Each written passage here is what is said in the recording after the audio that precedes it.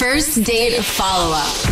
Powered by the Advocates Injury Attorneys. Online at advocateslaw.com. Allegra is on the phone today for a first date follow-up. She's getting ghosted by a dude named Harold. So in a few minutes, we're going to call him and see if he'll tell us why he's ghosting her and maybe get her another date. But first, Allegra, how long has it been since you heard from him?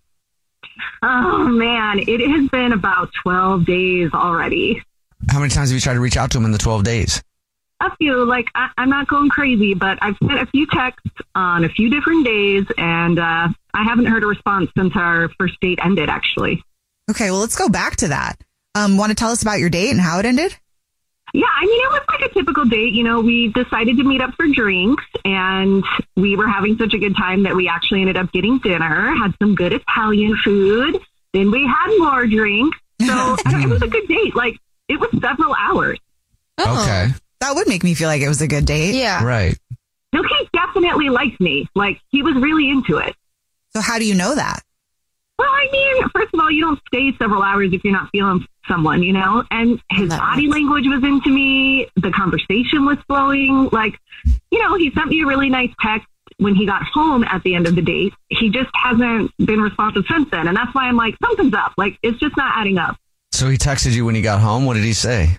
He just said that he had a great time and to have a good night. Like, very typical, you know. Was there any talk about a second date while you were on that date? Like, oh, that'd be fun for us to try next time, or any kind of subtle hints like that?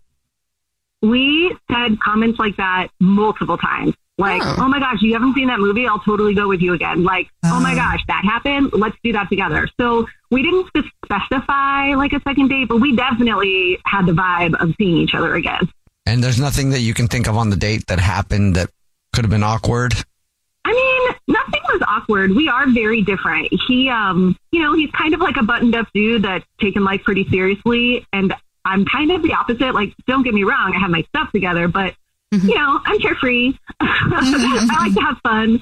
But like, I don't know. I don't really think that was an issue. I feel like he was really into me, and I made it clear that I am very into him. Like, very. What do you mean by made it clear? Tell us more. Obviously, like, I'm physically attracted to him, but I let him know, like, he's my ideal type of guy. Like, it's really hard to find a guy that you're attracted to physically that also has their stuff together. Like, he is making a life for himself. He shared that he kind of grew up in a bad situation, and now he's made a life for himself. And that's like, that checks all my boxes. That's what I'm looking for. Okay. Do you think maybe it was like too much for him? You know, I don't know. I mean, that's why I need your help. Like, to me, we balance each other perfectly. But, you know, maybe he's feeling a different way. And after he thought about things, he decided I'm not a good fit. But I really think that I am. So I need your help. Did you tell him that he checks all your boxes? I didn't say that specifically, but I mean, I did let him know, like, man, this is impressive. Like, okay, I'm really digging what he's doing in life. He also kissed me goodbye, and it wasn't something that I was encouraging. Like, I mean, I wanted to kiss him, but I wasn't going to force that on him. I mean, he pulled me in and did not let me go when we were hugging, and the kiss was excellent. So, again, the chemistry fully there. Was it an open mouth kiss or a closed mouth kiss? That's important to know. It was like a 10-minute open mouth kiss. Okay, so that was like make out. Girl, I would have already showed up at his house after all of this. 12 days? I'll let your tongue in my mouth. Nina! All right, well, we'll try to figure it out for you then. We'll play a song, come back, and then call him and see if he'll tell us why he's ghosting you and get you another date if you still want one, okay? Okay. Thank you so much. All right, we'll play a song, come back, and get your first date follow-up next.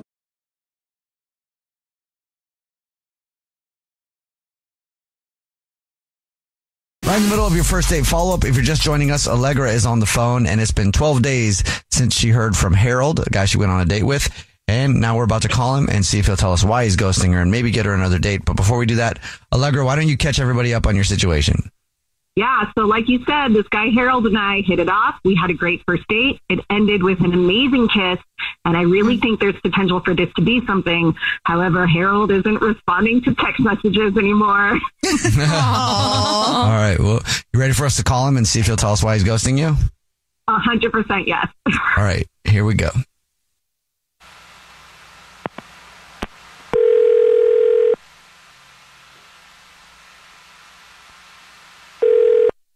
This is Harold. Hey, Harold, how are you? My name's Jubal. I'm calling from a radio show. It's called The Jubal Show. How are you? Hi, Harold. The whole show's here, too. My name's Nina. Hi, and I'm Victoria. I'm fine. How are you? Pretty good. So, did you hear where we're calling from? Mm-hmm. Yes. Okay. This is so formal. Yeah. I know. Are you at work? Yes, I am. But I have a moment. How may I help you? We're calling from, it's a radio show called The Jubal Show, and we do a segment on our show that if somebody gets ghosted from a date that they went on, that person can have us email them to get them on the phone and ask why they're getting ghosted. And so we got an email about you from someone who listens to the show. And who is this? Her name is Allegra. Oh, yes. Okay. Yes, I understand. All right. Would you mind telling us why you're not calling her back? She said it's been 12 days since you guys hung out, and she really... Walk up my office for a moment. To be truthful with you, she was a wonderful girl. I had a great time with her. Hit it off. I was attracted to her. I hope she was attracted to me. But in the interim and in all said and done, honestly, she was too hot. She was absolutely too gorgeous of a woman. And what? I've learned coming up, please hear me out. I've learned as a man coming up the way I have from poverty to being in that environment that the good-looking girls are too high maintenance. It's almost like a dream that's too good. You can't, there's no way to sustain that type of relationship with a good-looking woman. You need what they call back in my days an uggo. What? You don't marry the ones that you like. You marry the ones that like you. It's safer. It's ultimately safer. I think she liked you. Yeah, I don't know about that, sir. This sounds a little bit old-fashioned. Not even that. Yeah. Just not right.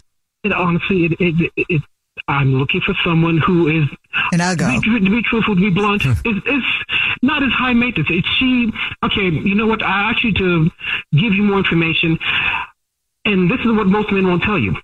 It is an insight into someone's insecurity. I will admit this. But at the same time, I can also address it to the point saying, you know what? I can't sustain that. I like her. She's great. She's absolutely great. If this even makes sense, she checked all the boxes on my side. It was wonderful. But the glaring reality is that she is absolutely gorgeous. Possibly even too gorgeous for me. I'll even go as far as say that. So this isn't really about the high maintenance so much as that maybe it's a way to protect yourself from her being stolen away by somebody else because she's so hot, or having other people look at her? That is a great possibility. Interesting. That is a great possibility. That concerns me. I'm not going to lie to you. Okay. Well, thanks for being honest. I appreciate it. Certainly, and thank you for your time. If you can hang on 1 second, Allegra is actually on the phone. She's been listening and wants to talk to you. I know. Can't with you. Hello, Allegra. How are you? How have you been? I've been sad because I've sent you a few messages, and I was over here thinking that I was not pretty enough for you. Oh. Come to find out, I'm not ugly enough. Yeah. If you heard everything, it's no strike against you. It's, as I was man enough to say, it could be in the area of an insecurity upon my part, what I've seen my other friends go through. What hurt me the most is for me to fall in love with you, and you betray or cheat on me, because I don't do well with pain. I don't. I build up a wall, and I try to operate behind it. And you threaten it. You threaten it. I don't really get emotional. I'm sorry. I know you don't know that part of me, but that's pretty much how I operate. And that's why I would not be able to maintain myself adequately if someone I liked so much and was so beautiful hurt me in that way. Yeah, here's the thing, though, Harold. Like, I'm hoping that the beauty you see on the outside is also the beauty you'll see on my inside, because I'm not that girl. I'm not the type of person who thinks looks are so important that I'm going to go run to the next good-looking guy that gives me attention, which, by the way, you are so hot. Like, you have to understand, like, for a woman, it's not just your look, it's the whole package, and you got it.